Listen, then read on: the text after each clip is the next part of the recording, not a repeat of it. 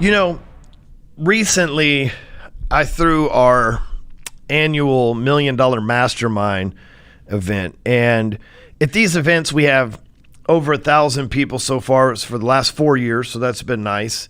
And 2020, we had over 1,000 people online. We didn't get to do it in person, but 2021, we had 1,000. 2019, we had 1,000. 22, we had 1,800. 23, we had 1,300. So, it's been a decent size event for a few years now. I've had some amazing keynote speakers. And in this particular event in MDM 2023, $1 Million Mastermind this year, I had Mike Rowe as the final speaker on the final day. And Mike Rowe, in my opinion, is one of the most prolific storytellers. If you've never listened to any of his books or his podcast or watched his TV show, you're really doing yourself a disservice because he can teach you how to write, speak better, tell stories. And so that's what I brought him in for, is like, yeah, I'm going to do an interview, but I want to dissect how he tells these stories. Well, so we're up there on stage and he's telling me this story about these rats, this experiment. And it was a scientist did an experiment where they took these rats and they put them in a bucket full of water. And on average, about 14 minutes into it, the rats would give up hope and die and drown.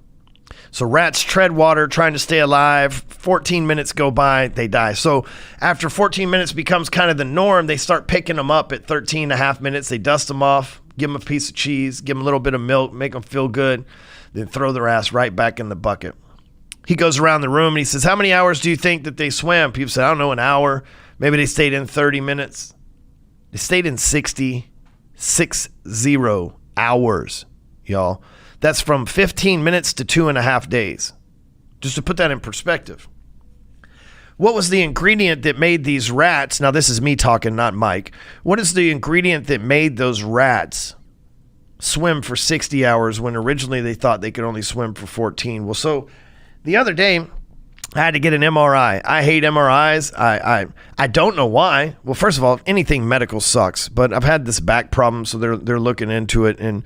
And the last time I had to have an MRI, and I broke my neck in 2 places in my arm. So they put me in this machine, in a cast, in a neck brace, and all this machinery. And I just felt like I couldn't breathe in there. And I went six times, 6 fucking times to the place and walked out all 6 times without an MRI.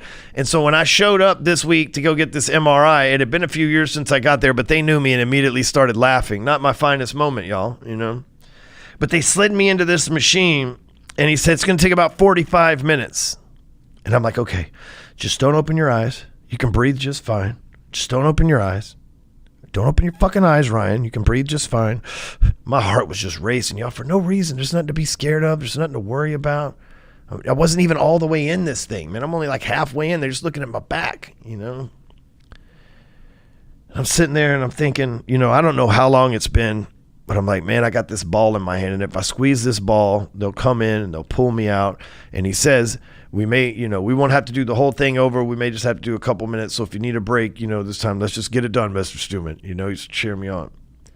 Right as I'm about to squeeze the ball in the headphones that they have here. First of all, I guess that thing's so loud. They have me put on like shit you put in your ears when you shoot guns, like the little earplugs, and then headphones on top of that.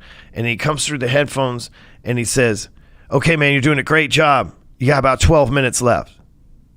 And it was at that point where, like, man, I feel like I could have went another 30, 40. I was just about to squeeze that ball. But then what did he do? He came in and he gave me hope that there was an end in sight. You see, that's what those rats were missing. At 14 minutes, there was no end in sight, right? 14 minutes, like, fuck, I'm tired. It's over.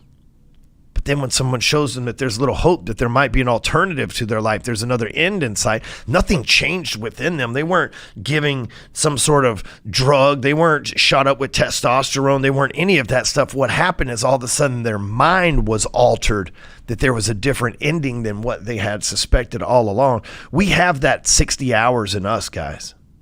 A lot of y'all playing for 14 minutes right now, not realizing you got 60 hours inside of you. You live in a 14-minute life when you've got a 60-hour life that can provide it for you. You're just missing the hope element because you never had nobody like me in your life. You never had nobody to say, hey, man, I've been through that.